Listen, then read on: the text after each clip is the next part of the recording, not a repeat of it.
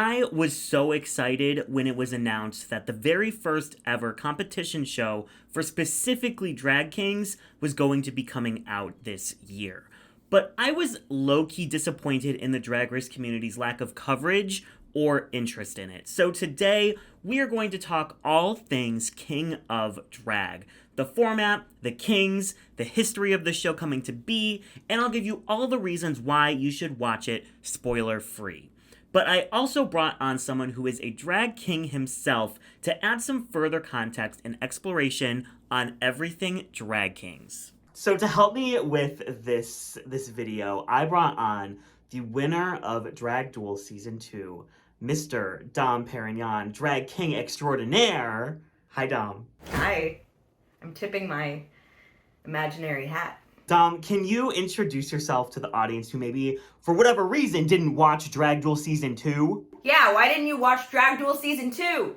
I'm Dom Parinyon. I'm a drag king. I just started drag a little over 2 years ago, but I took a chance and jumped into the Drag Duel competition series on YouTube that Derek and Bootsy host, and I won my season.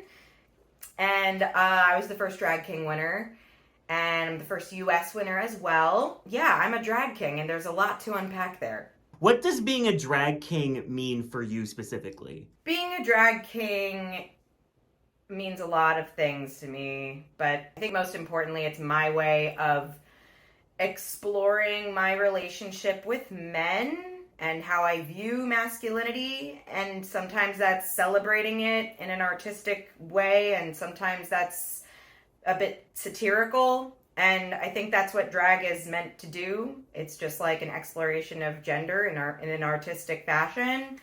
So I'm just doing that, but I'm just like a cis woman who's doing that with men. Before we dive into King of Drag specifically, what would you want someone who's watching this video who maybe has never been to a show with kings or hasn't watched King of Drag or hasn't watched who has never been exposed to drag kings, what would you want them to know about kings in general? I want people to know that kings are entertaining, talented, worth the money, worth tipping, worth paying a ticket fee to go see, because just like any other art form, entertainment art form, we are putting a lot of work and skill, talent, and dedication into our craft. And seeing a drag king in a show should be exactly the same experience as seeing a drag queen or a drag thing. It's just, if you're going to a drag show, you're going to a drag show, and we're fucking around with gender and we're expressing ourselves. So we're doing that for your enjoyment. Drag kings on drag shows isn't a brand new thing. Shows like House of Drag and Dragula have had kings compete and even win, with Landon Cider becoming one of the most famous kings probably in the world after he absolutely dominated Dragula Season 3. We've even seen some queens like Victoria Scone and Pandora Knox do king looks on Drag Race, but despite Rue and Michelle saying anyone can apply or be cast, it's become very clear that after 17 seasons, 10 All-Star seasons, and a bunch of international franchises, for whatever reason, drag kings have been shut out of Drag Race. So when it was announced that superstar and showbiz expert Murray Hill himself would be hosting the first ever drag king competition show, it was a sigh of relief that kings could finally have a place in the drag television show sphere. What was the discussion like before King of Drag with maybe you and other kings about having kings on Drag Race versus having their own show with just kings? Was there kind of a preference, or was there more of a, people wanted both? I think everybody had their own opinions on this. Some people, and I see all different sides of it. I know that sounds kind of lame, but I really do. I personally would love to see a king on Drag Race, because I really come from the belief that drag is drag, gender fuckery is gender fuckery, and if we're going to be doing this in a competitive way, in a pageant-y kind of way, and we're going to be put through the gauntlet of all the different things that a drag artist can be, that should not be closed off to just queens. And I think there are plenty of drag artists around the world who do equally impressive things regardless of how they identify as a performer. And so, yeah, why not throw them all into the same kind of competition, like Drag Duel? But I also do love the idea of there being a show exclusively for kings. Why the hell not? Give everybody like this platform and this opportunity to show here's the range of all the different ways a drag king can be a drag king. What does that mean? Like sometimes it's more femme, sometimes it's more mask, sometimes it's comedy, sometimes it's serious, and just like let us all have our own space to explore that. So I think it's all good. So obviously you competed in a competition that had, kings and queens and things and everything in between, monsters. Mm-hmm. How do you feel like that differs from a kings only competition? This is a generalization, but I think that drag kings, because there are fewer of us in the scene, and because there are fewer paths to success, like platforms like King of Drag, I think we are by and large very supportive of each other. So being in a competition with just drag kings, I think would be probably a more positive and enriching experience as an artist, because we're not really actively trying to like tear each other down or be super competitive. All the kings in my local scene, like we do nothing but boost each other up and hype each other up. So I think that would be a big difference. Whereas like with a competition with all different kinds of artists, like a competition's a competition. So I think it might be a little bit more cutthroat. So going back in time to when King of Drag was announced, all we knew was Murray Hill was going to be hosting and it would be a kings only competition. What were you hoping to see from the show, kind of just in general? I was really hoping to see support from all different kinds of drag artists, including a lot of queens. And that's the biggest thing, was like I just wanted to see the drag community and the fans rallying behind this show, because drag kings have always been here. We've always been performing. This is not new. It may seem new, but it's not. And I was really hoping to see just as much like hype about it as you would for any season of Drag Race. But from the show itself, I was just like looking forward to seeing the different types of kings, the different representations of what it means to be a king, different types of looks and makeup and styles of performance. And that I think they definitely succeeded in. Announced in December 2024, King of Drag quickly went into production and filmed its first season of 6 episodes and would go on to premiere on the free queer TV streaming service Reverie. Let's talk about Reverie, because I know I had a little eye roll too when I found out I had to get another streaming service to watch this show. But Reverie is a great one. It's totally free in the US, it can be accessed on any device, and features exclusively queer content. It's one of the easiest and smoothest streaming services that I've used. So if you're in the US, I highly recommend it. No, I'm not sponsored, but it was just nice to see that there's so much queer content on one streaming service that I don't have to pay for. And for international audiences, they even put up an easy graphic on how to watch Reverie and King of Drag as well. Getting Murray Hill to host was a wonderful get for the series, as Hill helped revolutionize drag kings in New York during the 1990s and has been one of the most well-known and successful drag kings ever since, even hosting Drag Me to Dinner back in 2023.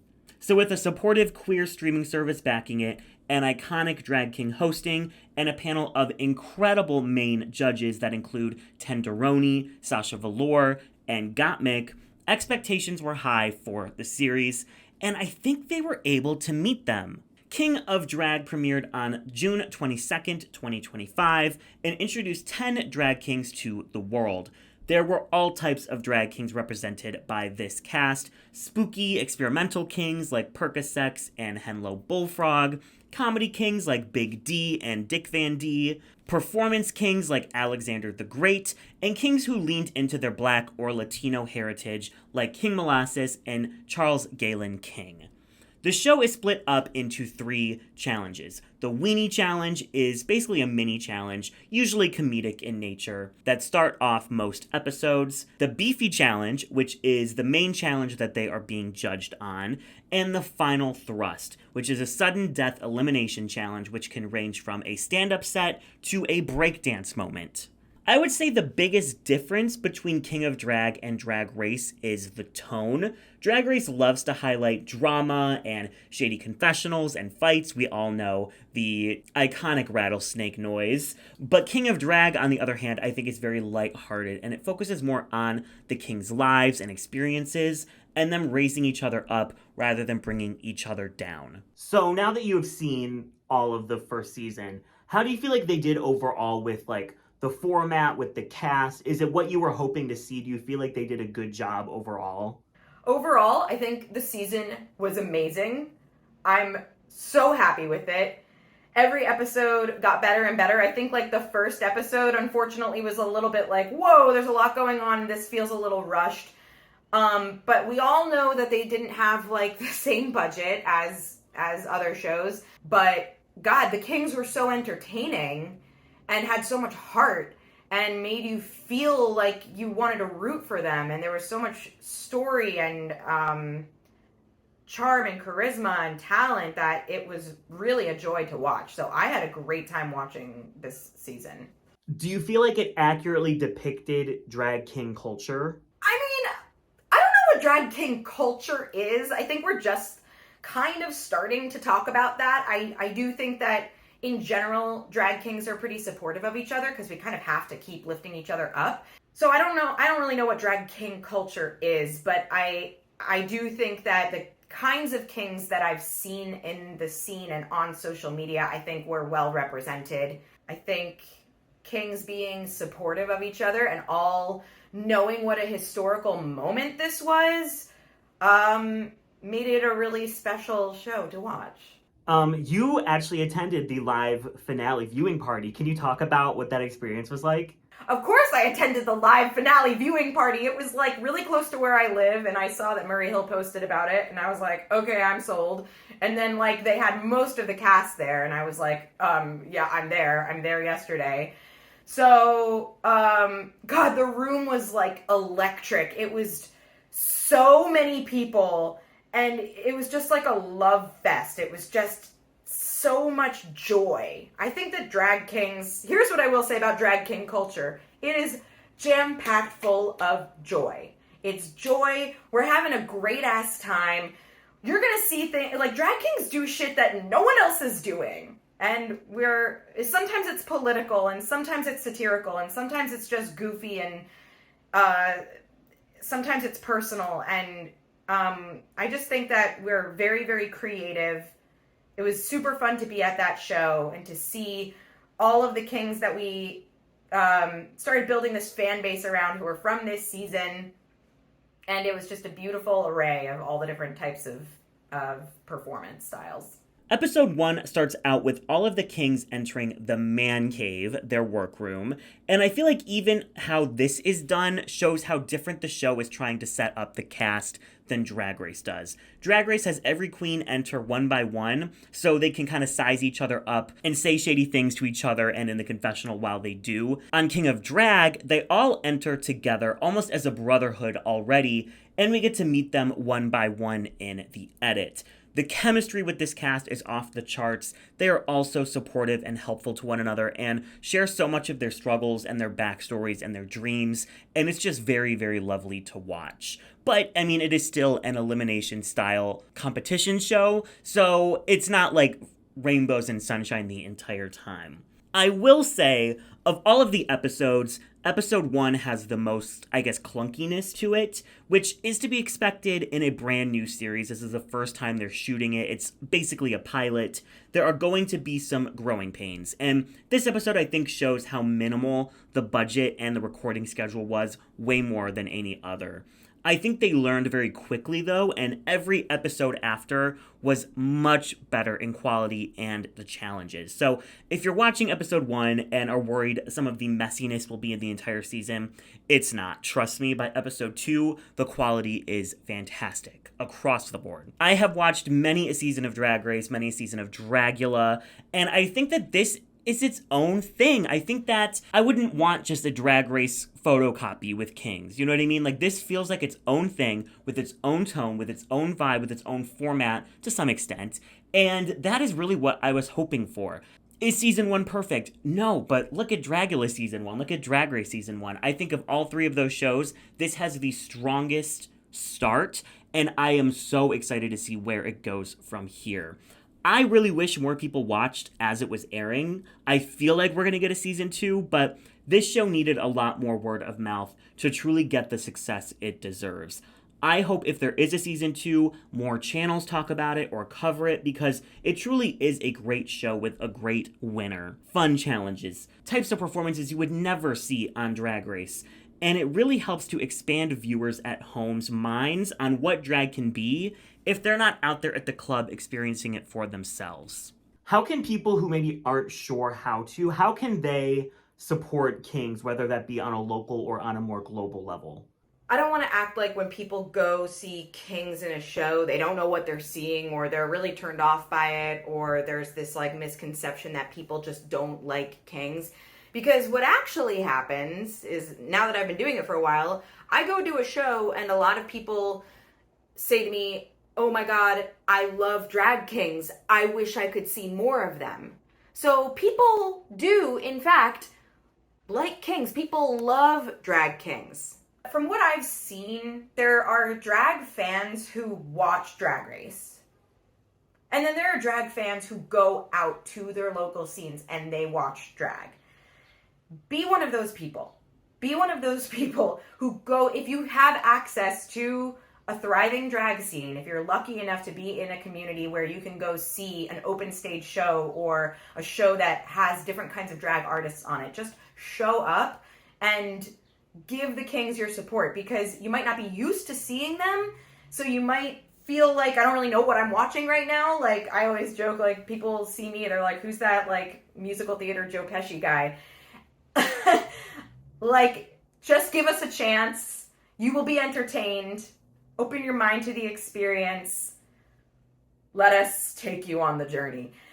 And then if you don't have access to a Drag King live show, you can watch performances on Instagram, on YouTube, like find us on social media, because there is a thriving online community full of drag kings. Overall, King of Drag is a great 6-episode glimpse into what drag kings can bring to a drag competition series. I hope this inspires more people to support Kings, other drag shows to cast them, and for King of Drag to carry on for many, many years, exposing us to more and more kings who deserve a platform to showcase their art to the world. If you haven't noticed, I am wearing Dom Perignon's merch, and wow. his merch store will be linked down below. But Dom, tell people where they can follow you and what you have going on in your career at the moment. Oh yes, okay. So you can find me at Dom Parinyon, spelled semi-phonetically, not like a certain brand, and it's Parinyon.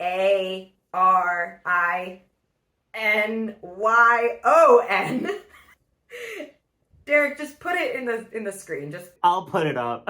But yeah, you can find me on Instagram and TikTok at Dom Parinyon. And what's coming up for me soon is I'm doing Austin Drag Festival in September. I've never been to Austin before, so I'm looking forward to doing that. There's lots of amazing artists performing that weekend, so come out. Thank you, Dom, for giving us your expertise. If you want to see more of Dom, maybe you should watch Drag Duel Season 3. I want to know, right now, in the comments, put the name and the Instagram of one of your favorite local kings. And I'm going to follow a bunch of them, and you should go and follow a bunch of them as well. My favorite local king is Ryder Slowly. I feel so blessed to have someone like Ryder, who is such a community leader and is constantly fighting for the rights of all drag artists and queer people on his Instagram. He's constantly trying to make sure that our scene is the best it could possibly be, both from the entertainers and for the people running the shows. Ryder is an incredible performer, literally so much fun to watch, electrifying, I would say, and has some amazing, amazing looks. That would be mine. Now I want to know some of yours. What are some of your favorite local kings, and why do you love them? Drop their Instas down below. Let me know in the comments as well what you thought of season 1 and who your favorite king on this season was. And if you missed it, let me know if you decide to watch.